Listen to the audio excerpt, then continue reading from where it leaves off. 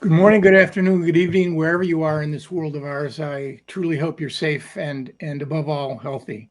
I'm Aaron David Miller, a senior fellow at the Carnegie Endowment for International Peace, and welcome to Carnegie Connects, a series of virtual conversations on issues of critical importance to America and to the world. Today, I'm really pleased, truly pleased, to welcome to the show a friend and colleague of many years, Ambassador David Satterfield. I first met David when we were both working in the Bureau of Intelligence and Research. He on temporary assignment. I was doing Lebanon and Palestinians during the very fraught period in the wake of Israel's invasion of Lebanon in 1982 and the tragedy that followed for the Lebanese and for American policy that followed. David's had a distinguished career in the Foreign Service. I won't go into it in detail, only mention that he was appointed Special Envoy for Middle East humanitarian issues on October 15th of last year. Previously, he had served as the U.S. Special Envoy for the Horn of Africa.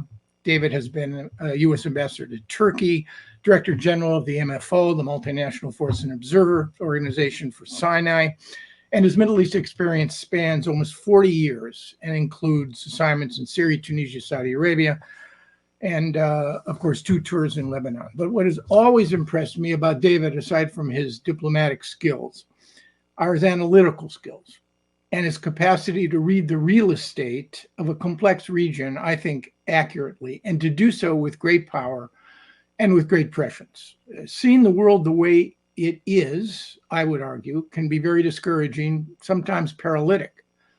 But seeing the world the way it is critically important if we're going to have any hope of trying to change it. David, welcome to Carnegie Connects. Happy to be Before here. we don't have a lot of time and there's a lot to cover. Before we delve into the details of the current Israeli-Hamas war, I wonder if you might spend a minute giving us a 30,000-foot view of why you and I have agreed on this for weeks now. This crisis is so complex. Our friend and colleague, Bill Burns, CIA director, in 40 years of working the issue, has written that he's rarely seen it more tangled and more explosive. It's now gone on for longer than any other Arab-Israeli war, with the exception of the first, 1947 to 1949, and maybe the second Intifada. So you've been on the ground now since October. Briefly, what makes this crisis so complicated? Aaron, what happened on the morning of October 7th was a shock to Israelis, a shock to Israel as a nation, to the system, and to the fundamental social contract that Israelis have lived by since those events of 47 to 49, which is they offer their sons and daughters to the state. Some of them don't come back from the service. But they do so in order to secure for themselves what Bill Clinton famously referred to in the context of Israel and Palestinians as the ability to enjoy a normal life, which President Clinton described as a quiet miracle. Well, quiet miracle indeed. And it's a miracle that's been fundamentally challenged by the brutal bestial attacks on October 7th. I can't overstate the impact, the compression of social, political space in Israel, across the spectrum of political views, by the taking and the continued holding of 134 hostages, many of whom have perished, but many of whom are alive, the dislocation, the displacement of 200,000 Israelis from the north, threatened by Hezbollah attacks, and from the Gaza corridor, from communities outside of Gaza. This is a continuing trauma. And in many ways, a common friend of both of ours said, Israel is always in that morning of October 7th. It needs to move out of that, but it can't happen until several things occur. The hostages have to come out. There has to be a resolution to the security challenge posed in the Gaza area in the north, but something else, Aaron. Prime Minister Netanyahu speaks of total victory in the campaign against Hamas. But in the discussions about what total victory means, there is a real world yardstick, a measure that can be applied, and it's twofold. Hamas must, at the end of this conflict, not be able to challenge, to deny governance and administration of the 2.2 million Palestinians in Gaza to anybody but themselves. They can't continue to have the ability to use violent threat to impose their will. That's point one. Point two, They cannot be in a position militarily to ever again rebuild the kind of challenge to Israel and Israelis, to Jews, that manifested on October 7th. Now, those are hard goals. They're being conducted in a campaign environment, Aaron, which is unlike anything the United States, with all of our military experience and might have ever had to do. It's a campaign fought in one of the densest populated places on earth. People can't go to safety to somewhere else. In Mosul, we evacuated over 1.3 million people to safety outside the city before we moved in. But there's no such potential here. You have to simply compress, and this is what Israel has done, more and more people to smaller and smaller places. It's an above ground and a below ground campaign. The metro, this vast tunnel network, adds a complexity here which no one anticipated when the campaign began. And finally, Aaron, Hamas. Hamas is, let's remind ourselves, correctly designated as a terrorist group.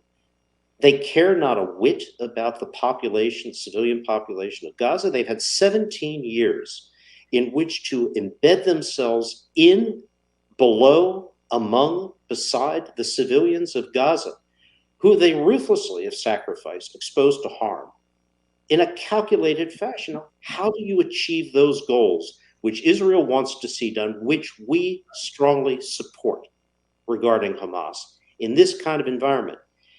It takes time and it takes space. And here we come to my mission, which is... Right. I was just going to say, Dave, that you've been on the ground since October and you've seen the Israeli response, the blockade, the air campaign, which some argue is among the most intense of the 21st century, and the ground campaign, which has led to an exponential rise in Palestinian deaths and what we're now about to discuss, a humanitarian catastrophe for the 2.3 million people of Gaza. You have one traumatized community, Israel, living in the shadow of October 7. You have a second traumatized community, which is living in the shadow of what the Israelis, in an effort to destroy Hamas militarily and end its sovereignty in Gaza, has suffered. So if I were to ask you, I want to cover 3 points here. Number one, how would you describe the humanitarian situation, particularly on the issue of healthcare? I know you've talked at length about this. Second, what are the obstacles to surging humanitarian assistance? And then finally, I want to close on the issue of the U.S. role, because I think it's underappreciated. So first, on the situation as you see it now in February, as opposed to where we were on October 21st, when there were 0 trucks getting into Gaza. Yeah, Aaron, when Secretary Blinken, I, and then the president first came to Israel, 15 through 19 October, what we heard was Gaza's closed down. Not one pencil, not one drop of water, not one drop of fuel is going to enter. Well, that wasn't a sustainable position. And very rapidly, we moved to the extraordinary achievement of 20 trucks of humanitarian assistance a day. That was as of 21 October. It's not all that long ago. Where are we today? When Nitzana and Kerem Shalom crossings and inspection points are fully open and functioning, that's been a challenge because of demonstrations. We can move 250 to 300 trucks routinely through. What does that number do? What it does is it feeds over 2 million Gazans. It does not give them full nutrition, but it keeps them from starvation. And that's not a modest achievement. It's significant. But it doesn't do more than that. And it is, in the words of the Secretary of the President, it's wholly inadequate. It's a significant achievement and it's owed to our efforts, but it isn't enough. Much more has to be done. Commercial goods need to come in. Humanitarian assistance needs to flow more evenly, regularly, and in a more secure fashion to all of Gaza, including the north. The north is off limits to virtually everyone.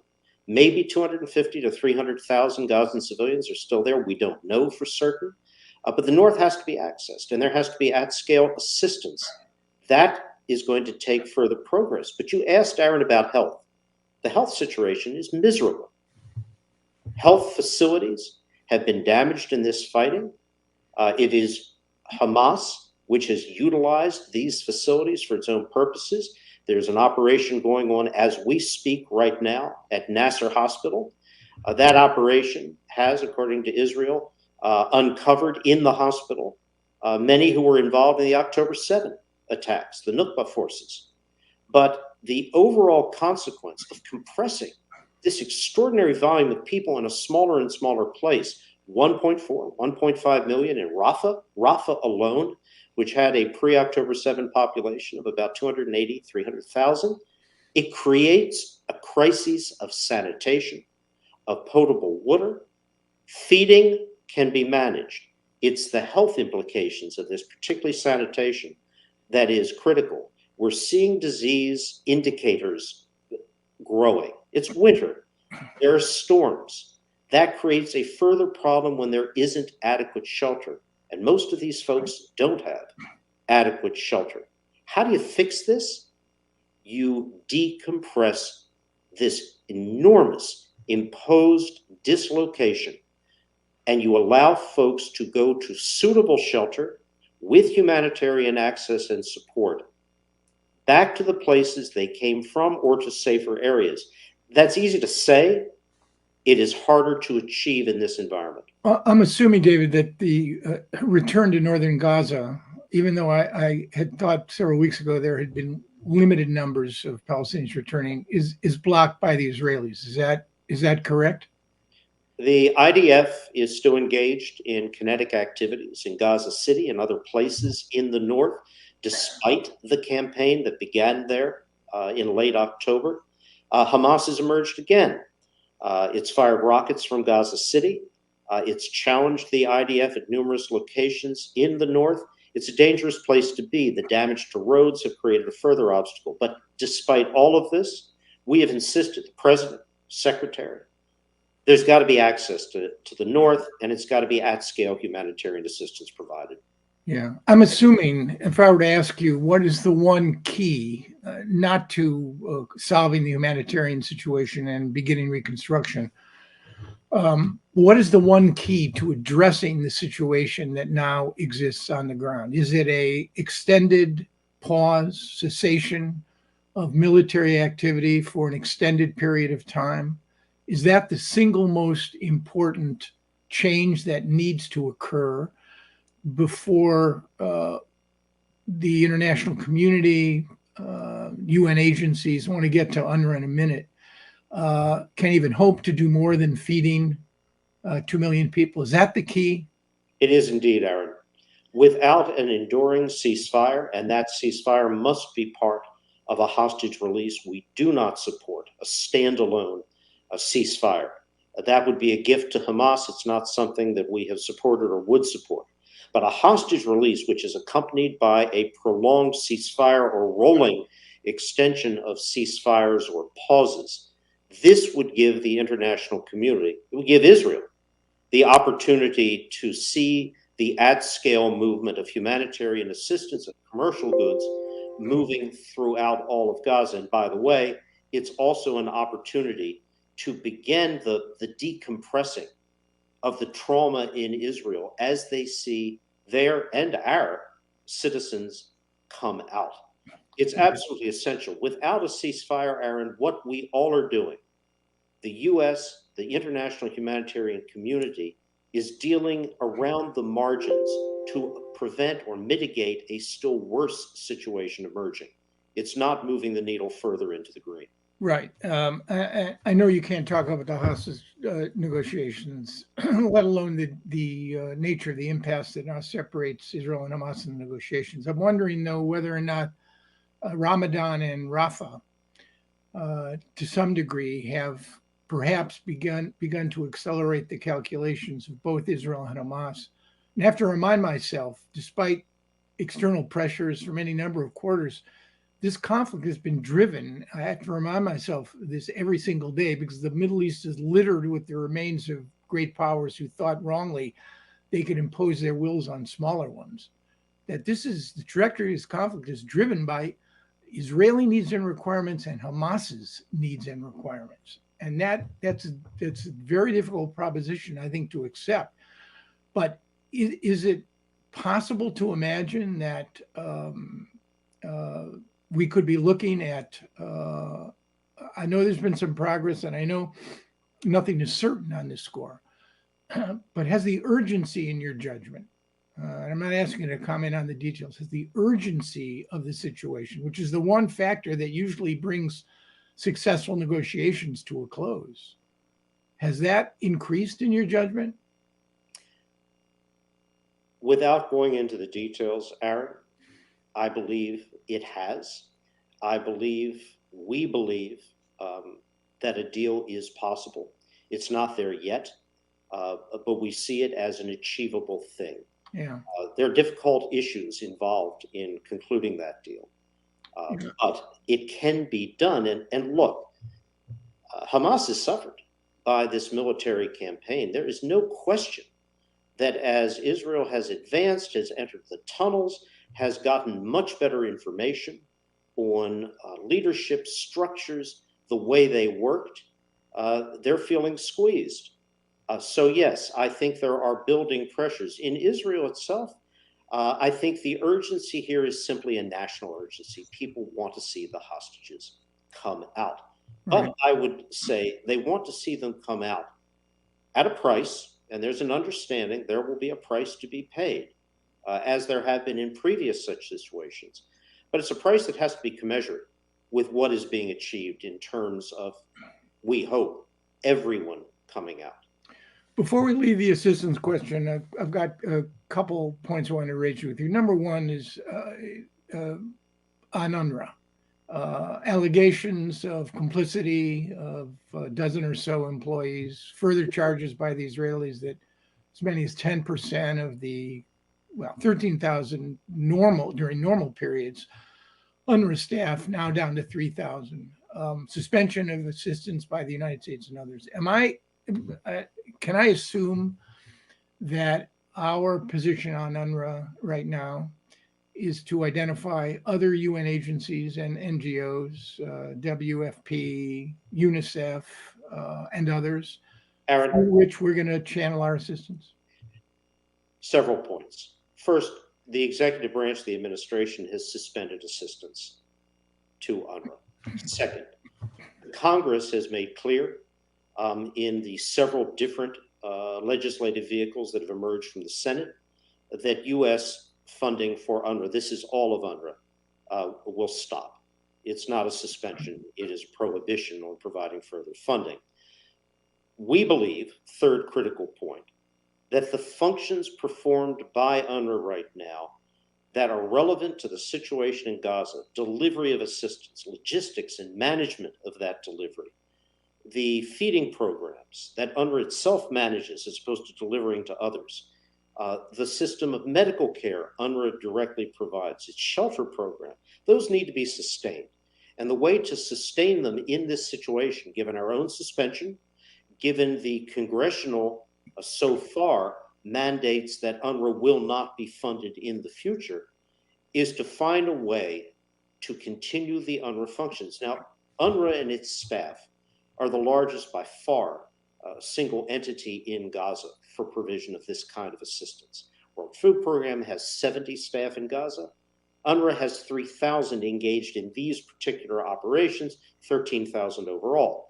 We are working aggressively as possible with the UN family, with UN agencies, to see how these key functions can be sustained as we look at the months ahead. But we're not going to fund, you don't have to answer this or respond to it. I'm assuming, given the congressional input here and the nature of our polarized politics, maybe on this issue it's not so polarized among Democrats and Republicans, that UNRWA, as far as the United States is concerned, in terms of our direct support, UNRWA is probably going to be closed for the season. Aaron, that is certainly what we see as congressional bipartisan intent. Yeah. Okay, another question, Dave, on diversions. This has been diversion of assistance, both commercial assistance through Egypt or UN and NGO-related assistance. Your view, has Hamas been successful at all, or do you have any reports, allegations Has a single Israeli ever approached you and said, David, Hamas is diverting assistance? Maybe unpack that for us. Sure. No Israeli official has come to me, come to the administration with specific evidence of diversion or theft of assistance delivered by the UN in the center or the south of Gaza. The north's a different story, since October 21, when assistance resumed. Is there Hamas presence amongst UN staff? Absolutely, without question. Does Hamas have its own interests in using other channels of assistance, Palestinian Red Crescent Society, to shape where and to whom assistance goes? Without question. But the issue of UN formal diversion or theft directly from UN delivered assistance, no such allegations. And that includes fuel distribution as well. It includes fuel as well. Millions of liters, millions delivered, thanks to our efforts. There was a report. No allegations. There was a report last week, I think, in Aretz, which indicated the IDF had fired on Hamas escorts of trucks into Gaza, killing 7 or 8, wounding additional Hamas operatives. Is there any credence to that? Aaron, the IDF, 10 days, 2 weeks ago, did indeed strike at 7, 8, or 9 police officials, including a commander, whose units have been involved in providing escort for UN convoys carrying aid. This is a dangerous area. The UN had been attacked, first by desperate mobs, then by criminal elements. They required security. With those attacks on the police escorts, and let's be clear, when we say police, we mean the de facto police, which certainly include Hamas elements. They also include individuals who don't have a direct affiliation with Hamas, who are there as part of the Palestinian Authority's remnant presence in security. With the departure of police escorts, it has been virtually impossible for the UN or anyone else, Jordan, the UAE, any other implementer, to safely move assistance in Gaza because of criminal gangs, including today. We are working with the Israeli government, with Israeli military, in seeing what solutions can be found here, because everyone wants to see the assistance continue. No one wants to empower Hamas, but there's a balance here. There is a way ahead which we need to find, which allows for the secure and safe delivery of assistance. We can get it into Gaza, Aaron. We can move hundreds of truckloads of assistance a day over the border to warehouses. What we cannot do right now is see that assistance effectively moved to the people of Gaza in a secure and safe manner. Right. So it's not just getting things in; it's delivery within Gaza. Absolutely. And you'd identify criminal gangs and elements as a key challenge and problem in this regard. It is the criminal gangs on one side. It is the rising value of humanitarian assistance in the black market because of the inability over these last 2 weeks. First, because of demonstrators who closed Kerem Shalom and Nitzana.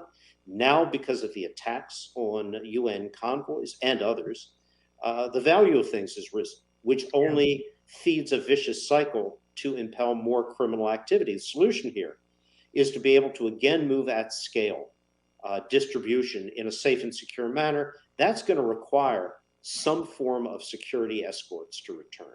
Right. I want to move on to the U.S.-Israeli relationship, but one last question on assistance.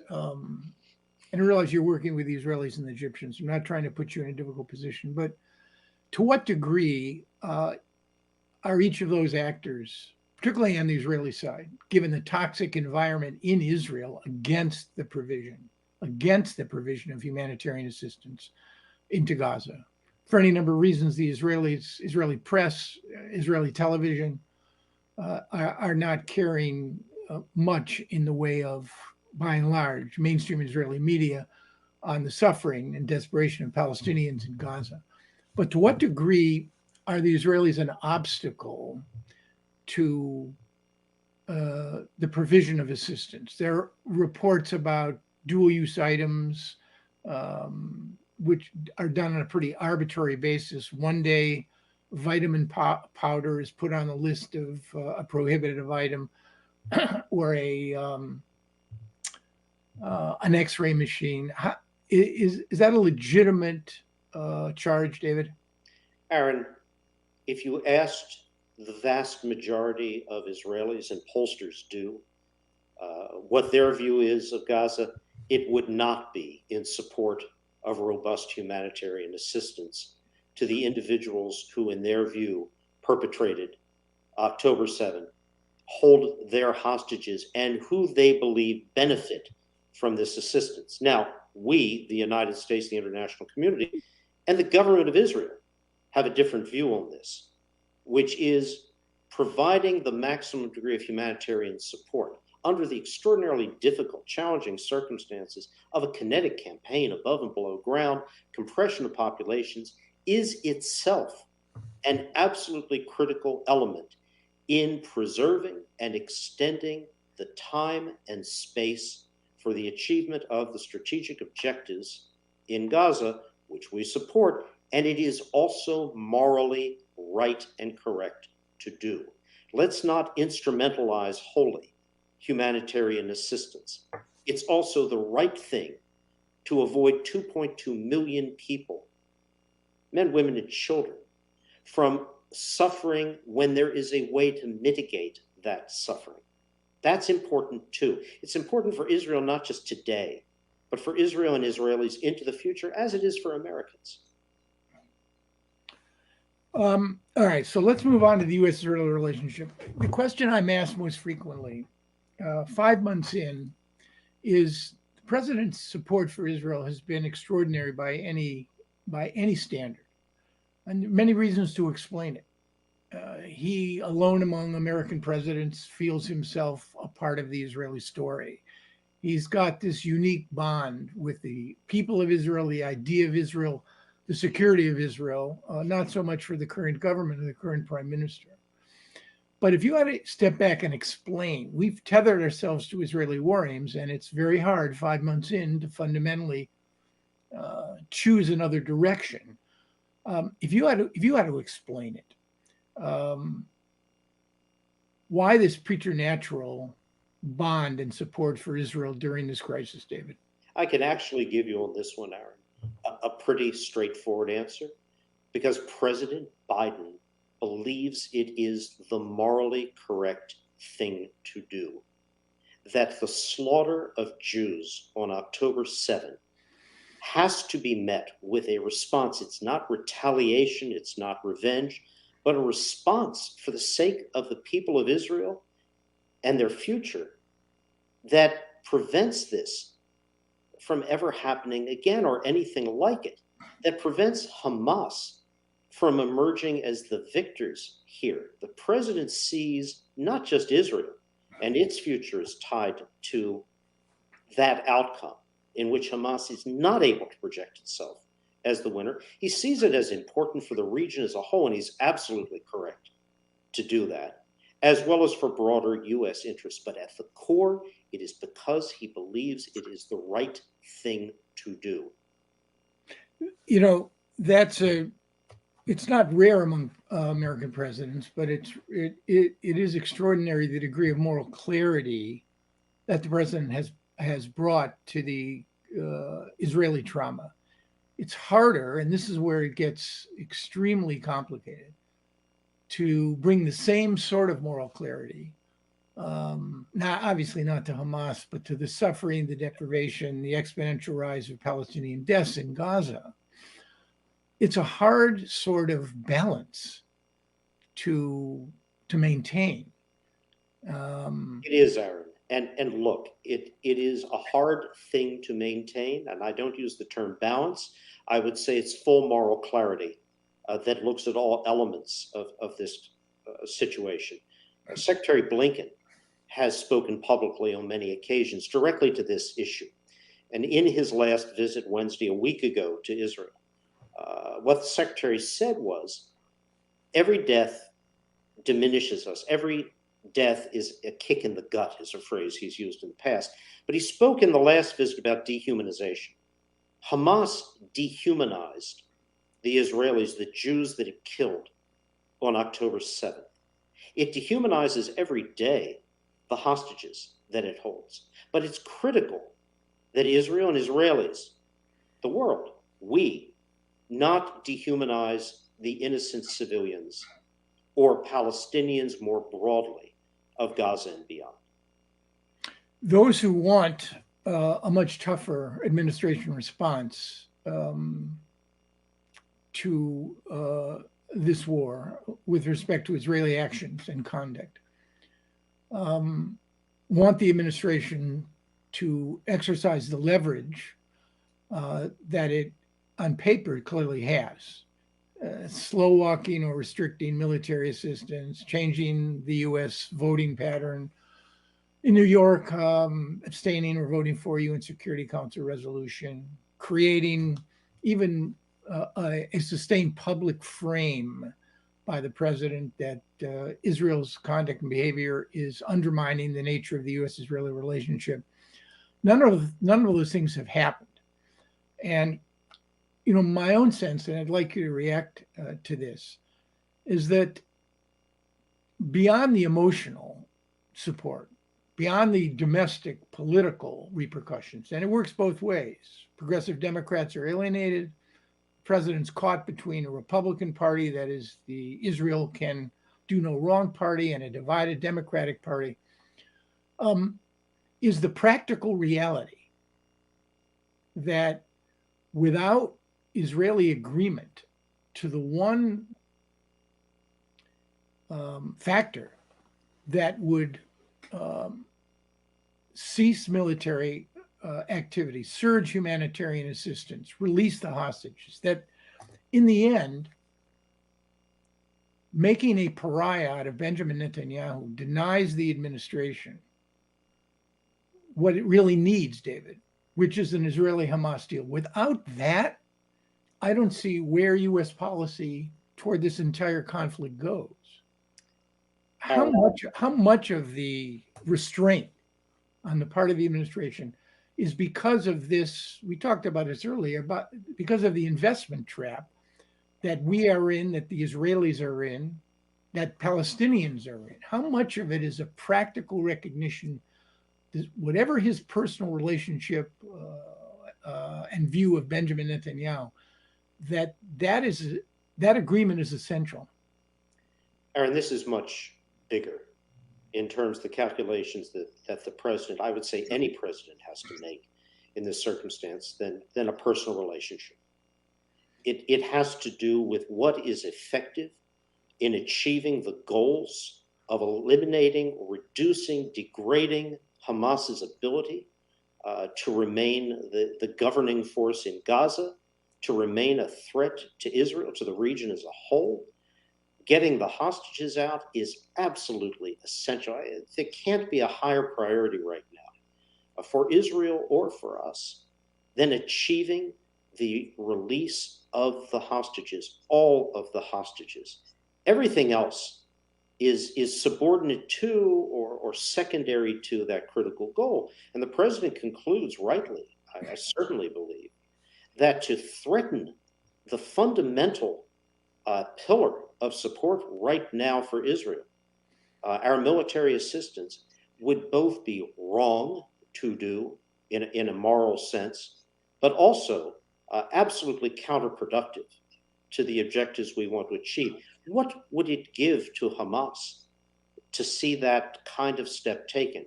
It would give assurance. It would give a breath of life. This is not something we want or will do. But isn't it the key to the proverbial day after, as well as the administration's broader planning on time, making sure that Gaza first cannot be Gaza only? That is to say, tethering the day after. I'm not sure there's going to be a day after. I suspect there won't be a bright line dividing the end of Israeli military activity from a period of sustained stability. I doubt. But isn't that what aside from everything you've said, isn't it a practical reality that without the Israeli-Hamas deal, you don't get extended quiet, you can't surge humanitarian assistance into Gaza, you can't free the hostages, you can't create political space in Israel, and there's no prospect between now and November of any broader initiative having any resonance, either attracting key Arab states or, as difficult as it's going to be, attracting much support, certainly from the current Israeli government or from a successor government. Isn't that deal critical to paving the way for a broader future? Aaron, all of my efforts are focused on trying to take us to a day before that offers the possibility, the hope of a day after, with all of those things you talk about. A hostage release, the attendant extended ceasefire is absolutely critical to getting all of those things that make that day before, hard as it is, possible, so that you've got a chance of getting to the much more difficult day after propositions. Yeah, you cannot flip the sequence, but I want to be very clear here. There's much chatter in the press about an elaborate complex of arrangements that the U.S. sees hostage releases as a subordinate element of a deal on Palestinian statehood, on the Saudi deal with Israel. Let me unpack that for a moment. Yeah, please. It is getting the hostages out. It is getting an enduring ceasefire that is attendant to that rolling release. It's getting humanitarian assistance in, and it is seeing if a greater stabilization of the situation on the ground can be achieved that allows the broader aims with respect to Hamas's threats and challenge to be achieved, that time and space that I spoke of. That's what's most important. All those other good things are out there in some more distant sense, but you will never get to them minus the priority of getting the hostages out. I mean, you and I know, based on our own experiences with Middle East negotiations, that they tend to have two speeds, slow and slower. That's clearly proven the case with respect to any deal on hostages between Israel and Hamas, and it's most likely to prove true in terms of creating any broader frame for the future. We've talked about Israel and Hamas, and I know this is not your brief, David, but I wonder if you could offer a few comments on the regional piece of this. Some people argue we are now in the midst of a regional war. I don't see it that way, although it's quite an extraordinary situation where you have these multi-fronts. The Houthis threatening shipping in the Red Sea, pro-Iranian militias threatening American assets and personnel in Iraq and Syria, and a hot, by any standard, Israeli-Lebanese border that has maintained a certain escalatory threshold, which has prevented a broader conflict, which actually just might get you into a regional war, including a conflict between the United States and Iran. But I wonder if you could offer any comment on the regional dimension of this and the administration's concept of deterrence. Sure. And let me start by saying the administration correctly does not see a regional conflict as inevitable or even likely. And that starts with the situation in the north. Let's talk about what didn't happen on October 7th. Neither Iran nor Hassan Nasrallah chose this moment, I suspect to the great disappointment of Yahya Sinwar, to launch a full-out offensive against Israel. They did something else. They undertook symbolic steps through Hezbollah, rocketing of the northern border, to show solidarity as part of the axis of resistance. Now, that rocketing, which has expanded in scope and volume and has caused fatalities, is a dangerous undertaking. It's a dangerous undertaking because it assumes that both sides understand exactly what the other side intended when they did something. and can respond in scale and appropriately and in a non-escalatory manner. There's a risk that somebody makes a mistake, someone makes a miscalculation in all of this. And there is certainly a risk and danger there. I don't want to suggest there isn't. But it is far from the perhaps anticipated by Hamas opening of multiple full-blown fronts on Israel. It didn't happen. Instead, what has happened, and it should not come as a surprise to anyone who has watched the PMFs, the Hashd al-Shaabi, the Iranian proxy forces in Iraq and Syria, or the Houthis in Yemen, that there's been an instrumentalization of these proxies by Tehran for a more distal attack, pressurization of the situation to show they're there. It's not just station identification, it's more than that. The Houthi attacks on shipping are highly dangerous, and indeed they have invited, after a considerable period of restraint, a response.